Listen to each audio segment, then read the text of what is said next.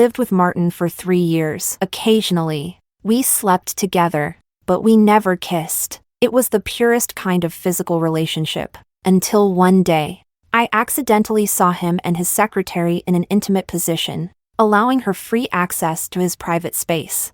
I understood and sensibly made way for them. That night, as I left, I sent him a text as a farewell. I'm going back to my hometown to get married. Let's not contact each other anymore. Later, I saw off my arranged marriage partner. Turning around, I met Martin's gaze. He could no longer maintain his gentle and rational facade, and he lost control, cornering me against the wall. What does he have that I don't? Money, power, or is he just better at pleasing you?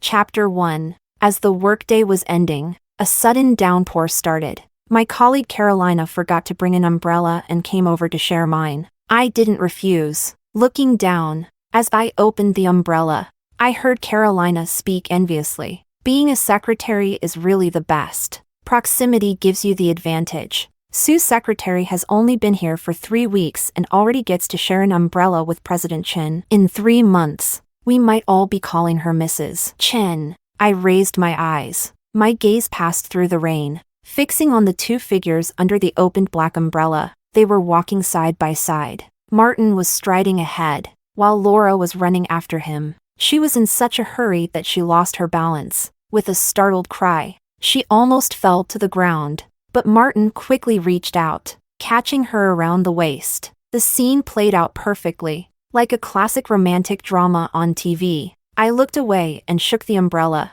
sending countless raindrops to the ground, creating ripples. Aren't you leaving? If the rain gets heavier, we might not be able to leave later. I reminded her. Carolina, seeing that I wasn't responding, poked my arm helplessly. That's the successful and self-disciplined President Chen, revered by everyone in the company. Aren't you the least bit tempted?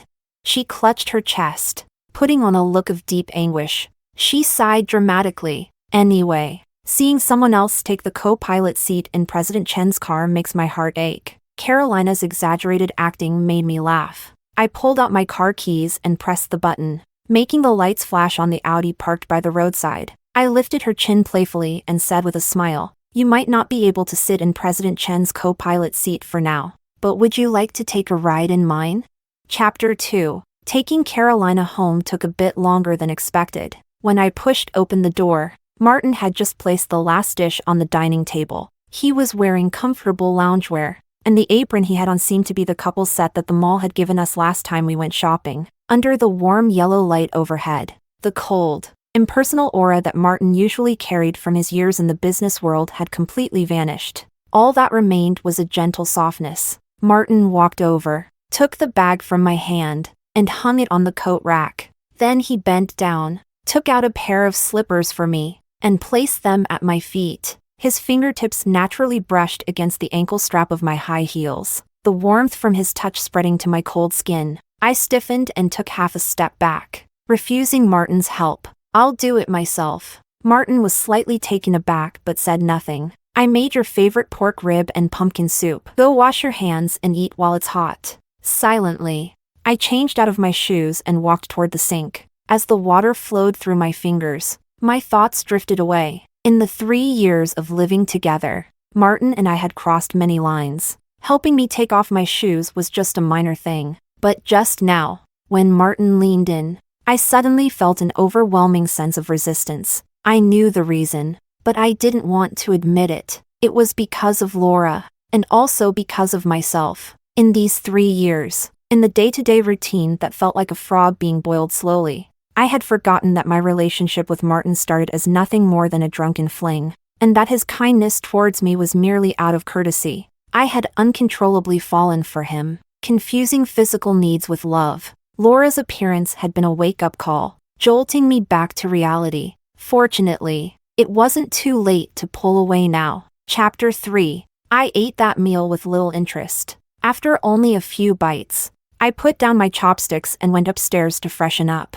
When I came out of the bathroom, Martin was waiting outside the door. His brows were slightly furrowed, and his gaze, fixed on me, was filled with concern. I didn't know how to treat Martin at that moment. so I chose to ignore him. As we passed each other, Martin grabbed my wrist. He held it tightly, as if trying to leave an indelible mark on my skin. "You today?" I sensed what Martin wanted to ask, so I spoke first. "Do you want to do it?" A flash of surprise crossed Martin's eyes. I didn't give him a chance to respond, and instead, I stood on tiptoe and kissed him. But gradually, Martin took control. His palm pressed against the back of my head, deepening what started as a tentative kiss. Martin couldn't even wait until we reached the bedroom just a few steps away. He pushed me back into the bathroom. The humid steam still lingered in the bathroom, and through the thin nightgown, I was pressed against the cold tiles, cold and wet. Martin was the only source of warmth I could cling to. I had no choice but to wrap my arms around his neck, forced to endure everything he brought upon me. I bit my tongue, suppressing the tremor in my throat. It felt like a competition, where the first to make a sound would be revealing their hand and lose everything. I didn't want to lose so badly. Sweat dampened my forehead, and Martin reached out to brush my hair aside. He lowered his head, lovingly kissing away the tears that spilled from my eyes. "Don't hold back. Call my name, okay?" There it was again. Martin always did this, using a soft, coaxing tone to weave an illusion of love, making me fall deeper before the uncontrollable sobs could escape. I bit down hard on Martin's shoulder, even as I tasted blood.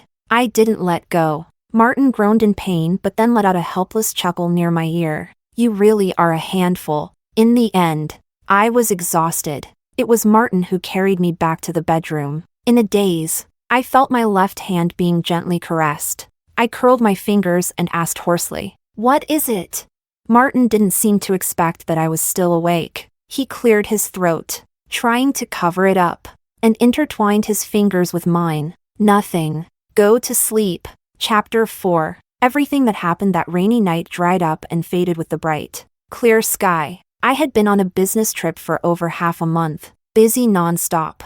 I hadn't had the time or the mind to dwell on the past. So, when I entered the passcode and opened the door, only to come face to face with Laura, I couldn't help but feel a moment of shock. Laura was wearing a lace camisole. I recognized it immediately. It was the one I had tucked into Martin's wardrobe. Laura's eyes sparkled with delight, but upon seeing that it was me, her expression shifted to one of subtle hostility. She curved her lips into a smile and spoke in a hostess-like tone. "Miss Lynn, is there something you need?"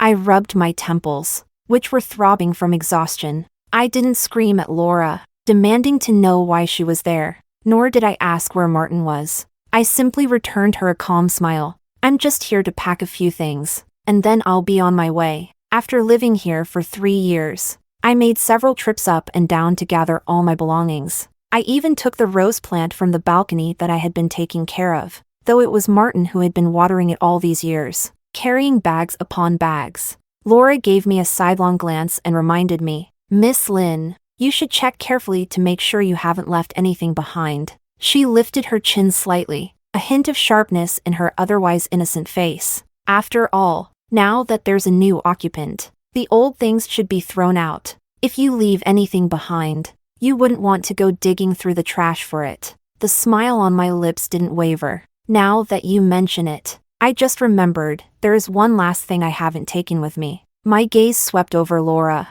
my brow lifting with a hint of mockery. "The nightgown you're wearing is mine. Would you like to take it off and give it back?" "You?"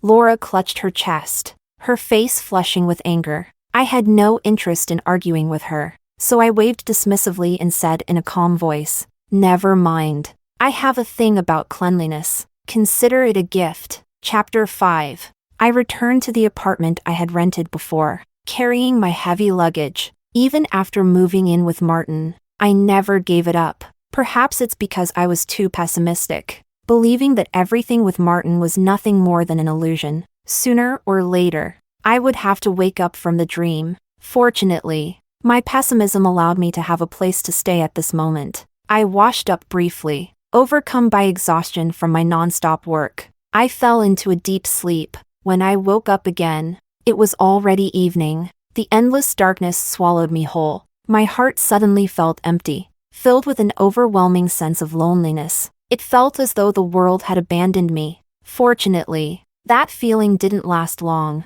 as it was interrupted by the sudden ringing of my phone. I answered, and my mother's voice came through the receiver. Her words were nothing new. She asked the usual questions: if I was eating and sleeping well, if work was going smoothly, things she had repeated to me countless times over the years. I listened quietly, responding every now and then. In the end, my mother's gentle voice became tinged with a slight tremor. Lily, are you coming home for the new year this year? I wasn't sure why she was asking about New Year's plans so early, but I answered honestly, I'm not sure yet. Why do you ask?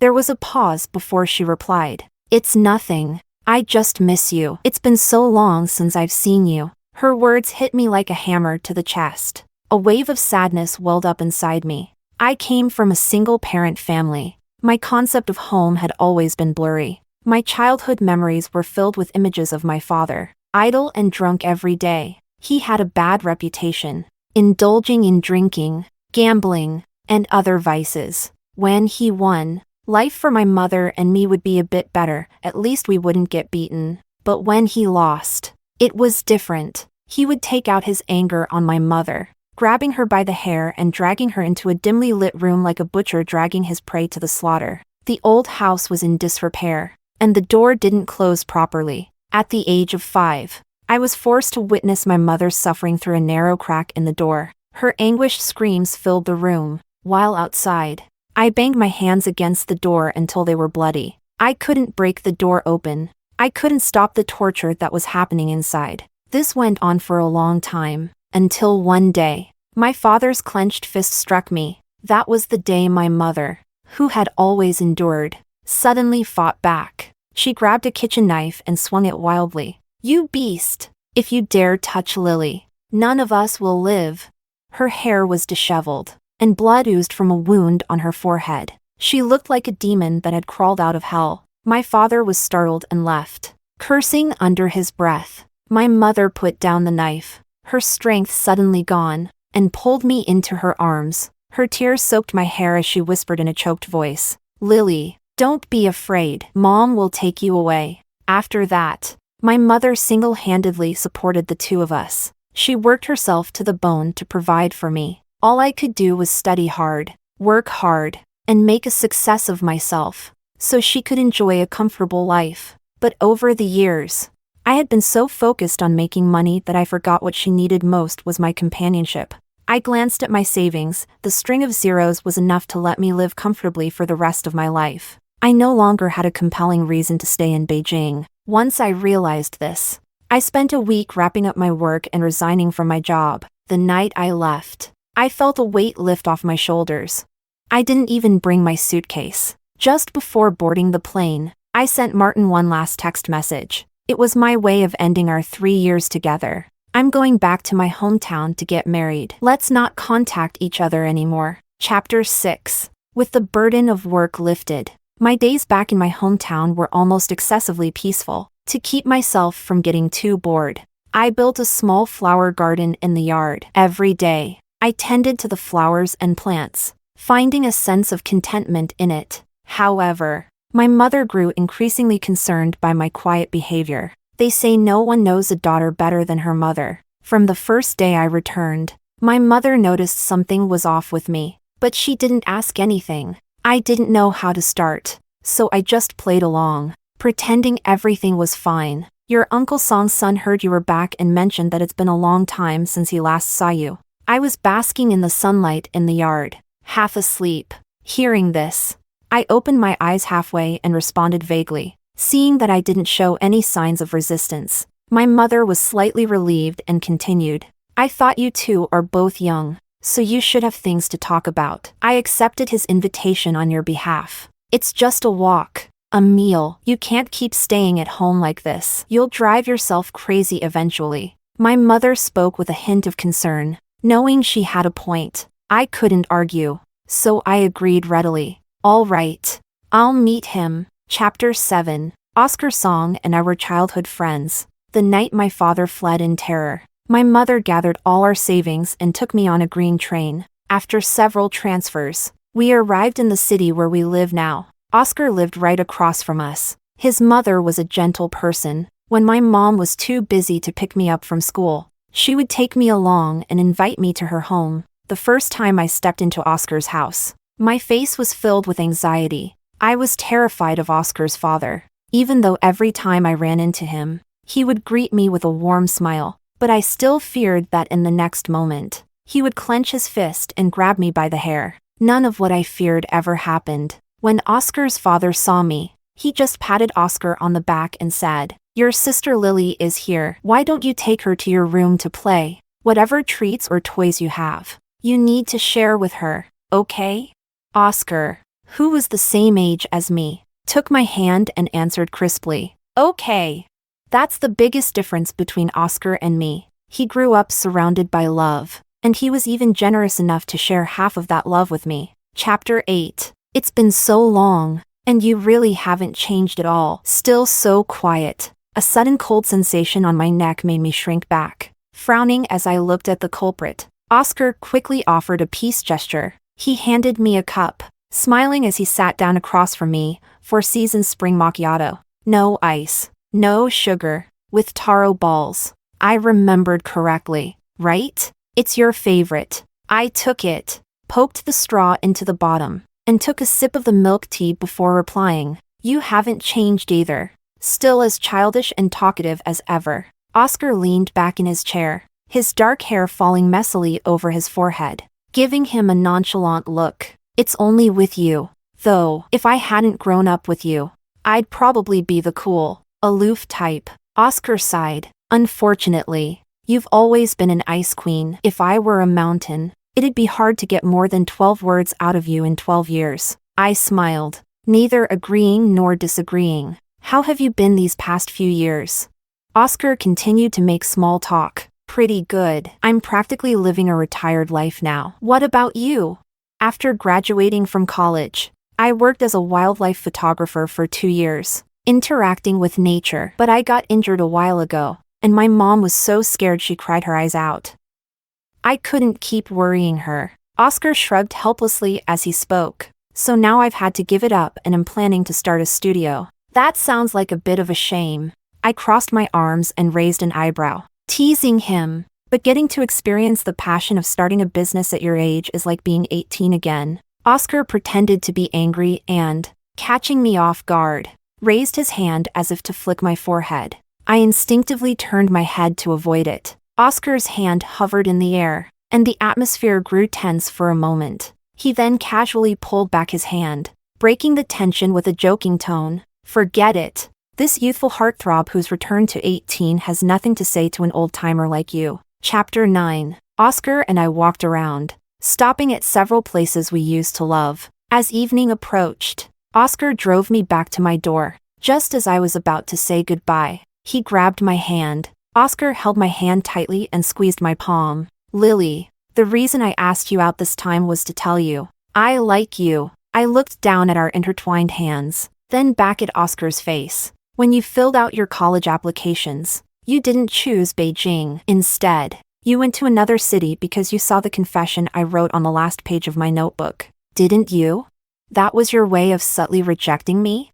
Oscar frowned, a flash of urgency in his eyes. "At that time, I thought you just couldn't distinguish between love and dependency, and that's why you had feelings for me. But later, I realized how wrong I was. The one who couldn't distinguish was me." Oscar looked down at me, waiting for my response. "You're right," I answered softly, gently pulling my hand out of Oscar's grasp. "Back then, I really didn't know the difference between love and dependency. At that time, we were inseparable. You were the only one who took care of me, who treated me well, who shared everything with me. I hadn't experienced much love, so I naturally thought that was love." The words on the tip of my tongue spilled out with my trembling breath. But now I realize that love isn't about taking everything the other person has to offer. Love makes you foolish, even when you have nothing. Even when you know the other person doesn't lack love, you still willingly offer that little piece of your heart. That's what love is like, neither entirely good nor completely bad. I paused, meeting Oscar's gaze with a serious look. "So, you'll always be a brother to me. You were before, and that won't change." The evening breeze swept through, tousling the strands of hair around my ears. After a long silence, Oscar suddenly let out a chuckle. He tapped me lightly on the head with 2 fingers. Not hard enough to hurt, but enough to make me blink in confusion. This long-winded speech about love actually came out of your mouth? I must have been mistaken about you. You haven't stayed the same, you've changed a lot. Tell me, who did you fall in love with? And why didn't you bring him back for your big brother to check out? The tension eased. I didn't hide anything from Oscar. Shaking my head and answering truthfully, there's no chance for us. Oscar knew me well. He knew I wasn't someone who would say something so disheartening easily. Oscar didn't try to persuade me further. He simply brushed the stray hair back behind my ear and said gently, "It's getting windy. You should head inside." Chapter 10. I watched as Oscar drove away. When I turned around, I found myself face to face with Martin across the street. I had no idea how long he had been standing there. The faint glow of his cigarette flickering in the dark. A sense of helplessness washed over me. Despite living together for 3 years and sharing countless intimate moments, there was always an insurmountable distance between Martin and me. Like now, I never even knew Martin smoked. A cold wind swept by, carrying tiny droplets of rain. I shivered, ignoring Martin as I walked past him. "Who is he?" Martin suddenly spoke. "A blind date," I calmly replied as I entered the passcode. "Did you leave me to come back and marry him?" Martin pressed on, his tone colder than the late summer evening breeze. I remained silent. Martin took my silence as confirmation. He suddenly grabbed my shoulder, his grip tightening as he demanded, "What does he have that I don't? Money? Power?" I was backed against the wall, unable to retreat further. "Or is it that he's better at pleasing you?" Martin leaned in closer, the harsh smell of tobacco assaulting my senses, making me even more alert. I met his gaze defiantly and said, "Did I not make myself clear in the text?" I calmly repeated the contents of my message. "Let's not have any contact for the rest of our lives." "Why?" Before I could finish, Martin interrupted, his voice almost out of control. His grip on my shoulder tightened, causing a faint pain. I responded, one word at a time. "Everything gets tiresome eventually. It's been 3 years, and I want something different. Is that so wrong?" Chapter 11. With the final heavy rain, the summer heat gradually faded away. Martin didn't appear again, and my life returned to normal. I was carrying a bag, just a few steps out of the supermarket when a shadow suddenly darted toward me, causing me to stumble. The contents of my bag, bottles and jars, shattered on the ground. I frowned and looked up at the person. One glance was enough to make my body tremble uncontrollably. "Lily, your father has finally found you." A voice I hadn't heard in so long dragged me back to hell. Louis Lynn was kneeling on the ground, tears streaming down his face. It was all my fault back then, and that's why our family was forced apart for so many years. But I've changed now. More and more people gathered around, attracted by the commotion. Such a young girl, yet so cold-hearted toward her own father. Even if her father was in the wrong, he's still the one who raised her. What can't be forgiven? As the subject of these whispers, my face turned as pale as a sheet. As a child, I had often dreamed of the day I would meet Louise again, but no matter the direction of the dream, it always ended in a bloody disaster. Louise was a deep-rooted sickness inside me. As long as he was alive, I would never find peace. My eyes fell on a shard of broken glass at my feet, sharp and small. If I cut Louise's throat, he would die quickly. Then everything would be over. I pressed down on my trembling hand, preparing to act. But before I could move, I was pulled into a warm embrace. Is scamming so brazen nowadays?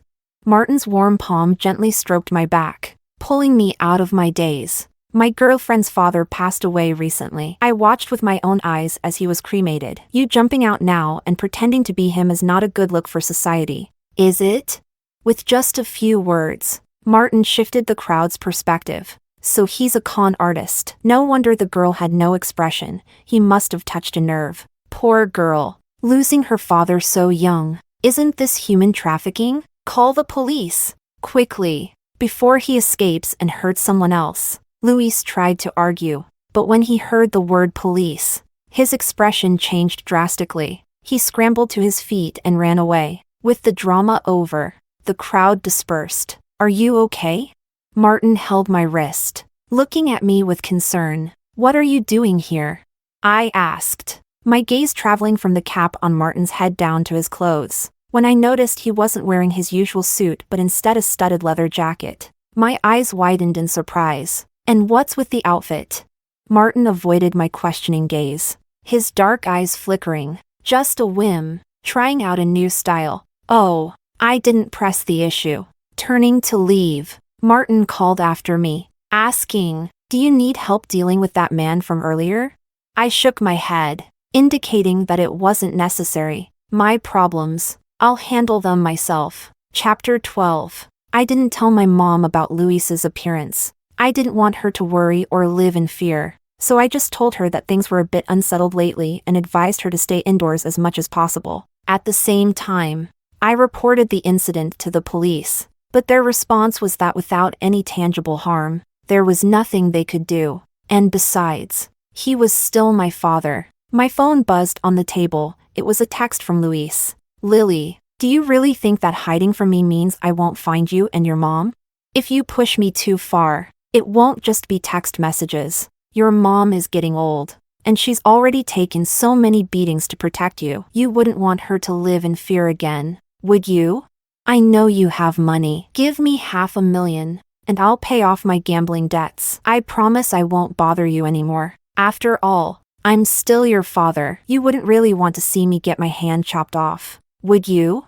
Of course, I didn't believe a word Luis said. If he could extort me once, there would definitely be a second time. So, I needed to think of a way to end this for good. After pondering for a long time, I typed out an address. "Meet me here tomorrow night. I'll bring the cash." Chapter 13. As dusk settled, the time to meet Luis was fast approaching. I changed into something inconspicuous and grabbed the suitcase before heading out. When I arrived at the alley, Luis was already there, pacing nervously. When he saw me, his eyes lit up. I tossed the suitcase to the ground. It hit the pavement heavily, and bundles of cash spilled out. Luis immediately dropped to the ground to gather them. The streetlights in this alley were old and dim, casting a foggy glow. Even so, it was enough to illuminate the greed in Luis's eyes. "Dad knew you'd come through. With this money, I can finally turn things around." Luis counted the bills, a layer of giddy joy clouding his face. I watched him in silence and let out a small laugh. As expected, my laugh caught Luis's attention. He looked at me warily. "What are you laughing at?" "I'm laughing at how foolish you are," I replied. "Did you really think I'd let you control me?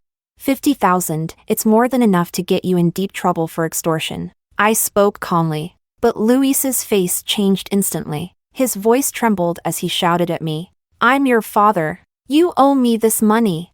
Unmoved, I continued to provoke him. "Is that so? Save that line for when the police get here." Luis gritted his teeth, a violent rage bubbling up. "You little brat. How dare you call the cops? I should have beaten you to death back then." A crazed look flashed in his eyes. I knew Luis had lost his mind. He was on the run, his nerves constantly on edge. Any slight disturbance could break him. And now, after giving him hope, I had shattered it in an instant. I watched as Luis grabbed the fruit knife I had placed in the suitcase and began to approach me. "If you won't let me live, then I'll take you down with me," Luis shouted viciously as he lunged at me with the knife. In that split second, the pain I was expecting never came. Instead, I was pushed from behind and fell heavily to the ground. The sound of the knife piercing flesh, followed by a pained gasp, filled the air. I looked up in disbelief. Martin was kneeling on the ground, blood gushing from the wound, staining his once pristine shirt. The stark contrast between red and white burned my eyes. Seeing the blood, Luis snapped back to his senses and instinctively fled the alley. I ignored everything else and rushed to check on Martin's injury. His face was as pale as paper, his bloodless lips pressed tightly together. "Lily," I held Martin's cold hand, fighting back tears as I responded.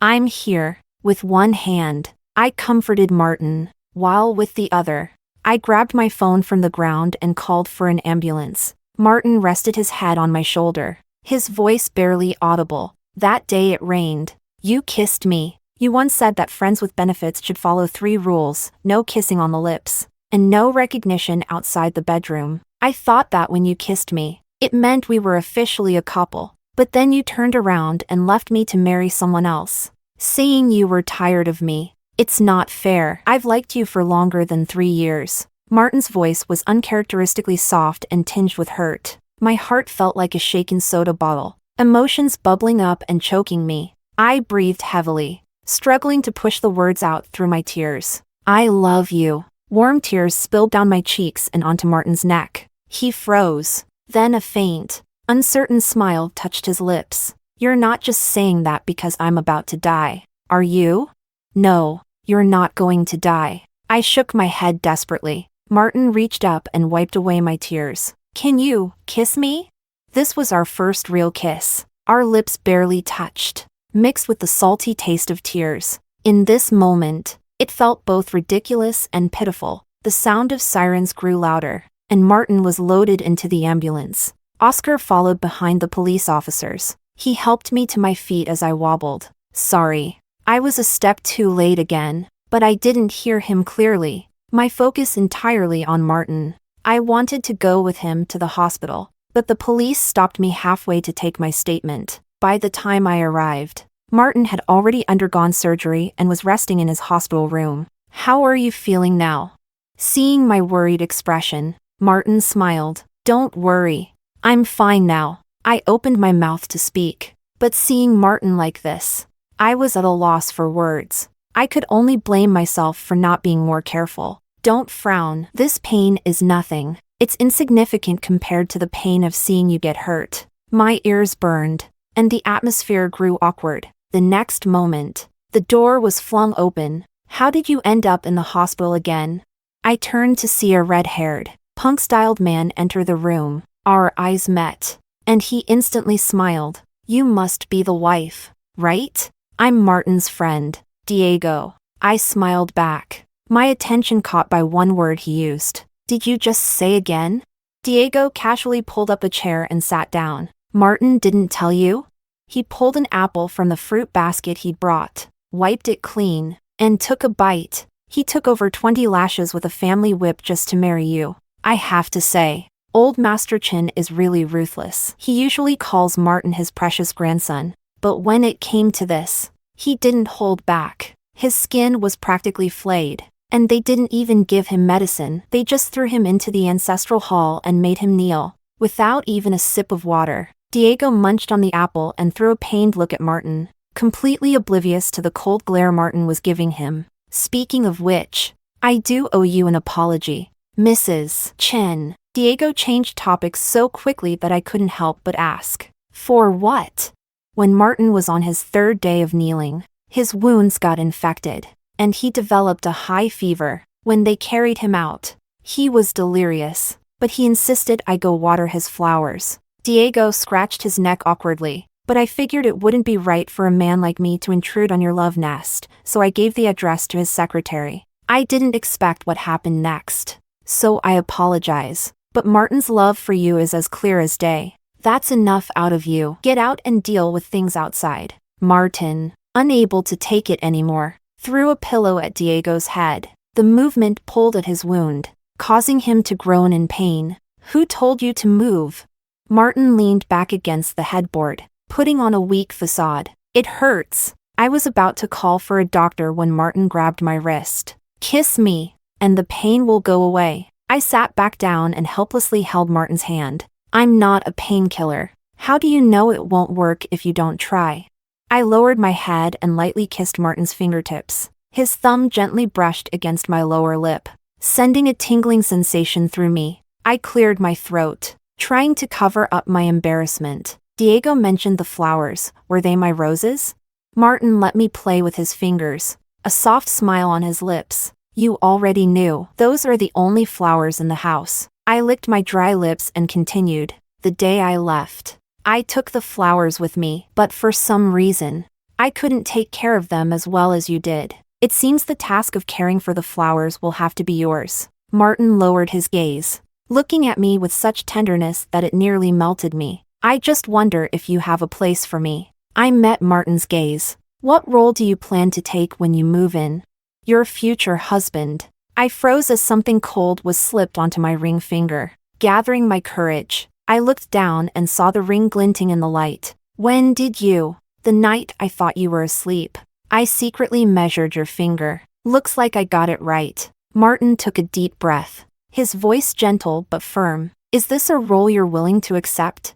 I am. Martin leaned in. Our second kiss landed on the corner of my lips. Chapter 14. Luis was apprehended faster than I had anticipated. Charges of extortion, intentional injury, and the added years of domestic violence I reported were all brought against him, with both witnesses and evidence. Coupled with Martin's refusal to settle, Luis was facing a lifetime in prison. The shadow that I once thought would haunt me forever had finally lifted. Today's a good day. How about we celebrate with some hot pot? I suggested as I linked my arm with Martin's. Martin's eyes curved into a narrow smile. Always willing to indulge me. Sounds good. And let's pick up that succulent grape cake from the dessert shop on the way. What else? Can't think of anything else right now. We can decide along the way. I held onto Martin's warm hand, and the chill of late autumn was completely dispelled. The deep-seated burdens that had weighed me down for so long were finally lifted, replaced with a love that felt both heavy and light.